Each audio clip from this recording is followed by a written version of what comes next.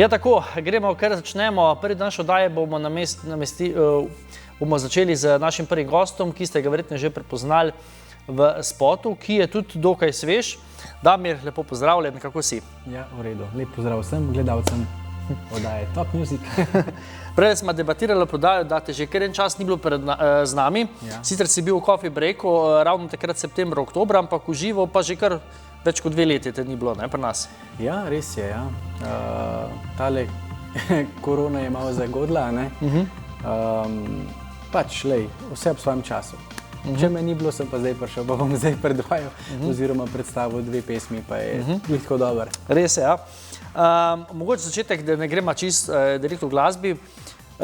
Kako si ti preživel letošnjo poletje? Si odšel na kakšen dopust ali si se vrgel v delo? No tako, dopusta glih nisem izkoristil, nisem se nikamor podal. Nekaj kratkih izletov na slovensko obalo, to je bilo vse. Bil sem bolj delaven, ja.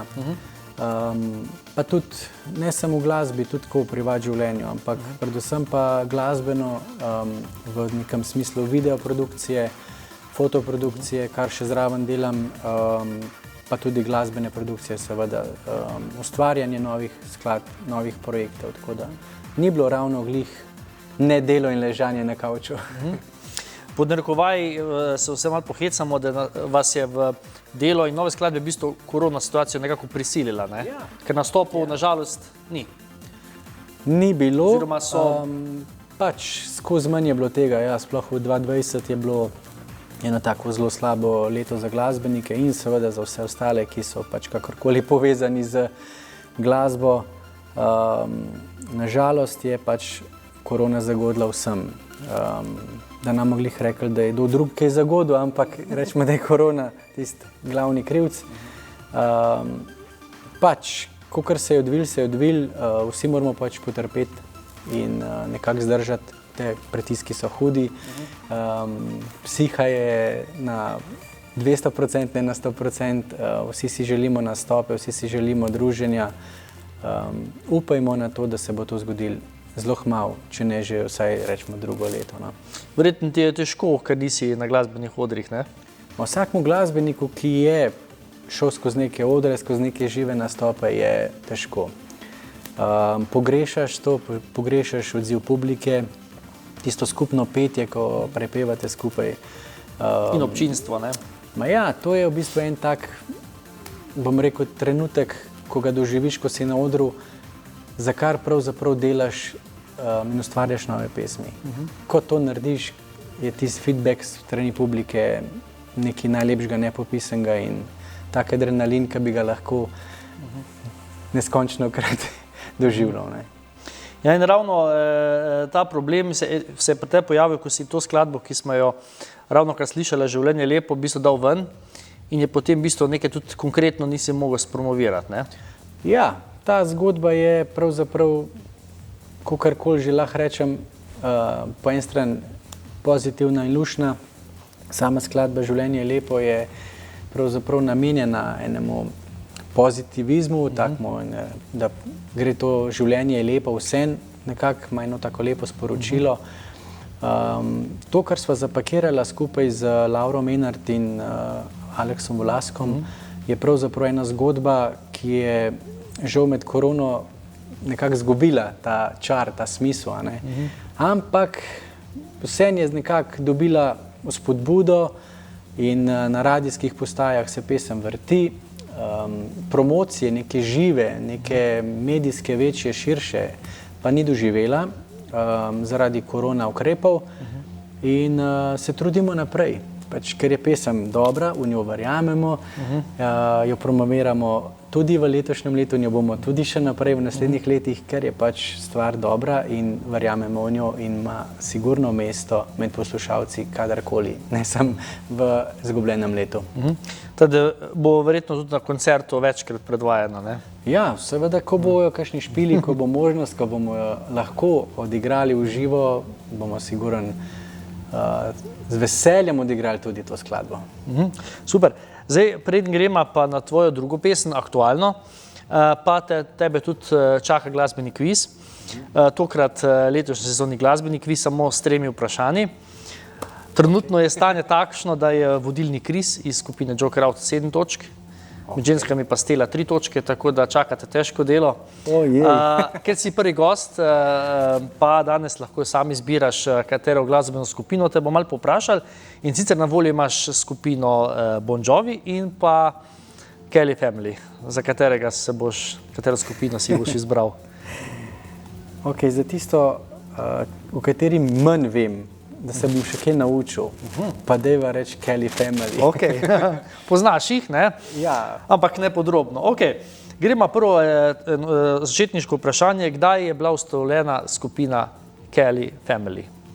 Oh my god, a so kakšne pomožne? Ampak prvo pač probama direktno. Mislim, vse tega ne bom vedel, ampak... 1900... To itak, ampak glede na to, da sem bil še otrok, ko sem hodil kot plesalec, takrat še nisem bil toliko v glasbi, ampak sem bil plesalec in sem velikokrat sodeloval kot plesalec na oddaji Takratni Poglej in Zadeni. Takrat so se že pojavili. In so oni tam gostovali, ja, tako.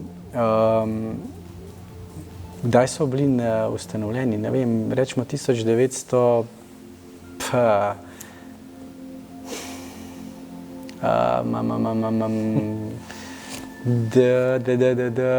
rečemo, ne vem, 89. Žal ne. 1970, 72 ali 74, ja. Preveč si še rodil se nisem takrat, v redu je. Ni zamere, ne? Ne. Izbereš pa? Ne vem, kar... Po svoji presoji. 70, 72 ali 74. Ja, zdaj imaš 3 pomoči. 73. 70, 72 ali 74. 74. 74? Ja. Bravo, ena točka. Evo ga. To ti jaz pomaga, veš, ti odgovori, en je pravil, ne? Ok. Vemo, da je to bila ful velika skupina, ful velik članov, ampak koliko članov pa šteje skupina trenutno? Sploh ne vem, da trenutno delajo, ampak zdaj, hvala Bogu, če so še nekje na sceni. Ja. Ne vem, rečemo 7. 7. Žal ne 7. Koliko pa? 4, 5 ali 6. 6. Bravo, evo, 2 točki. Ja, blizu si bil, ne? Ja, blizu, zelo blizu. Mislim, da sem tam nekje 6, ja. Že takrat jih je bilo koliko, enih 10, 12. Ja. Ok, in zdaj še zadnjo vprašanje. Zdaj, izdali so veliko albumov, pa singlov, pa ne. Mene zanima samo studijski albumi, koliko so izdali. Jih ni bilo malo. Zelo veliko jih je bilo.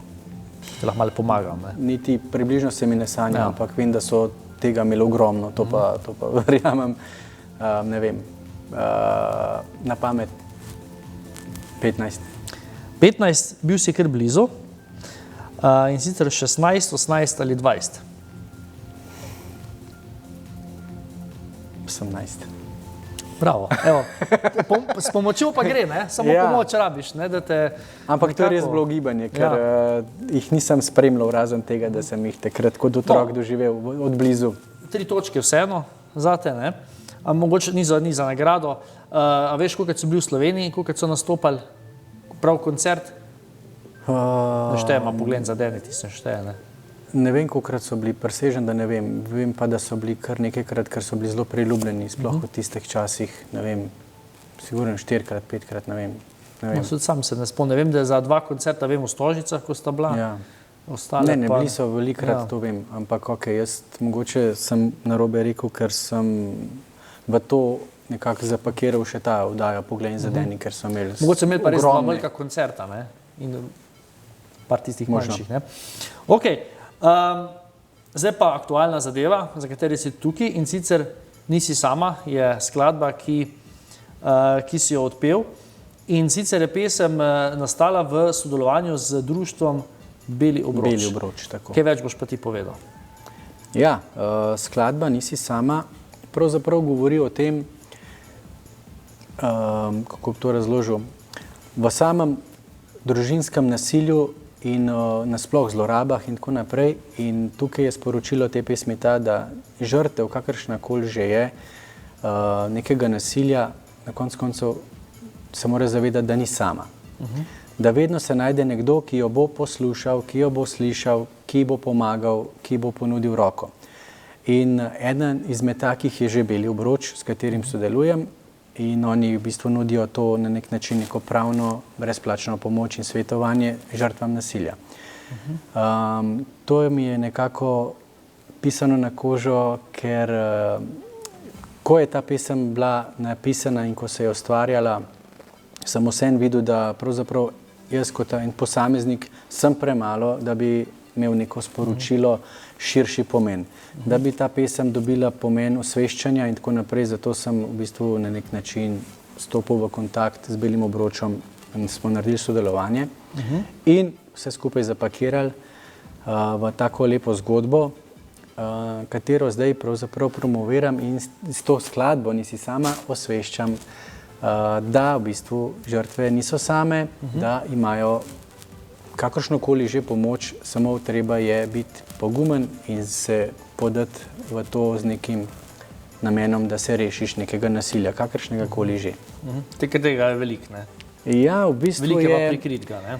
žalostno je, koliko je tega v porastu, družinskega nasilja, zlorabe in nasilja Korona izven. se je to še povečalo. Tako, ravno zaradi tega. In v temu se v bistvu, sploh v teh časih, ko je ta korona na prvem mestu, skoraj nič ne govori. Kar mene zelo žalosti in bi bil zelo vesel, če bi pravzaprav mediji večkrat povedali, pa ne samo zgolj o samem nasilju, tudi v nekaterih drugih stvarih, ki se dogajajo, zaradi katerih ljudje umirajo, zaradi katerih ljudje trpijo. Vse preveč je samo še korona na dnevnem meniju in bi bilo veliko boljše, če bi osveščali tudi o tem, da so znotraj 4 sten, ki so nam dane za življenje, težke, hude zgodbe in pravzaprav malokrat slišane. Ponavadi vedno takrat, ko že preberemo, zgodila se je smrtna žrtev zaradi tega in tega nasilja. In to je strah in trepet vsakega človeka, ki je v to ujet in ne more ven. Zato pa pač, jaz sem vsaj en korak, upam, da naredil k temu, da če ko poslušaš pesem, dobiš pogum, da zbereš, ne vem, ta korak. Da se morda pogumi, ne? Mogoče pa, ko ga uslišimo. Spot se snimali v Štanjelu, zakaj se ti je ta lokacija? Ja, po priporočilu družinskih krogov, prijateljev in znancev, v bistvu lokacija je bila sicer zbrana čisto ena druga. Ampak ta Ferrarijev vrt, ki mu rečejo v Štanjelu, pa ta grad in vse skupaj v kompletu, ki je tam, jaz sem bil tam prvič in moram reči, da to je tako, da bi prišel en drug svet, en tak filmski okolje je res, mislim, fenomenalen, priporočam za ogled, za izgled, kakorkoli že. To je res čudovita lokacija in ko sem to videl živo, sem si pač enostavno že predstavljal slike in videl, kako bomo tam posneli kadre za videospot. Jaz sem rabil pravzaprav narediti nekje polovico spota, ker sem v sodelovanje povabil Mabo produkcijo iz Zagreba. Oni so pa posneli skozi čas korone kratek film z naslovom Za zaprtimi vrati. In mi smo v bistvu na nek način združili pol moči, ker je njihova zgodba pravzaprav družinsko nasilje. Moja zgodba govori ravno o tem, da pač nisi sama in smo to nekako zapakirali skupaj in nastal je ta videospot Nisi sama. Seveda ne smemo pozabiti noter Vlasto Nussdorfer, ki pa je pravzaprav, da rečem temu tako, ustanoviteljica Belega obroča, ki pa je tudi noter del glavne vloge, ko žrtev na koncu videospota v zgodbi, ki je, povabi na Beli obroč oziroma odpre vrata in jo povabi noter na pomoč. Super. Odzivi so bili verjetno dobri, ne? Ja, moram reči, da zaenkrat presenetljivo dobri. Jaz še enkrat povem, ta pesem ni narejena komercialno gledano tako, da bi bil to nek kakšen hit, da bi bil to ne vem kakšen boom, kar se tiče teh nekih instant skladb. Ni bil to tvoj namen, ne? Gre tukaj za osveščanje in pa za neko skladbo, ki bi bila mogoče celo na narekovajih brezčasna, ki bi lahko bila neka skladba, ki bo čez 10 ali pa 20 let ravno tako imela posluh in bo lepo sprejeta in se še zmeraj zavrtela, ker bo nekomu v spodbudo. Tako. Izbral sem pa tudi sam, ne samo, da si to pesem naredil, da pomoč ženskam, tudi sam pomagaš starejšim ljudem. Ja, v bistvu je tako. Jaz prostovoljno kar veliko delam na tem. In ne vem, jaz sem pač tak tip človeka, da mene najbolj iz tira vržejo stvari, ki se dotikajo starejših oseb, pa seveda živali. In če se krivica godi ali pa nekaj slabega napram starejšim ljudem, to je nekaj, kar jaz ne morem prenašati glih dobro. In takrat dela se mi verjetno v teh časih ogromno, ne? Ja, in rabili so veliko pomoči, rabili so veliko družbe, rabili so veliko, ne gre tukaj za to, da so ljudje, da rečem temu tako, bili brez hrane, pa brez denarja, pa brez sredstev in tako naprej. Tukaj ne gre samo za to. Tukaj gre za to, da so dejansko starejše ljudi odrezali od svojih najbližjih, od svojih tistih ljubljenih. In te ljudje so rabili ogromno ene psihološke pomoči, rabili so druženje, rabili so pogovore, rabili so, da jih kam zapelje človek tudi po neko, ali je to pregled, ali je to trgovina, ali je to nekaj karkoli. Vse to z največjim veseljem naredim in delam še zdaj.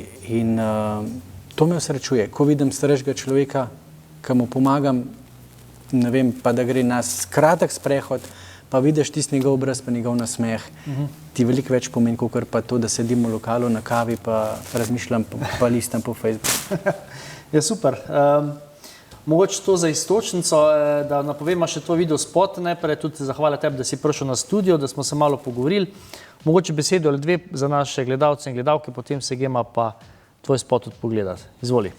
Ja, dragi gledalce, gledalke in gledalci, kaj ne rečem, imejte se radi, uživajte v življenju, kakor se le da. Vem, da so časi so izredno težki, ampak če boste delali vse, kar delate, z veliko poguma, s srcem in verjeli v to, kaj delate, ni dvoma, da vam ne bo uspelo. Tako da, evo, moje kratko in jedrnato sporočilo za tiste, ki pa za 4 stenami trpite, nisi sama.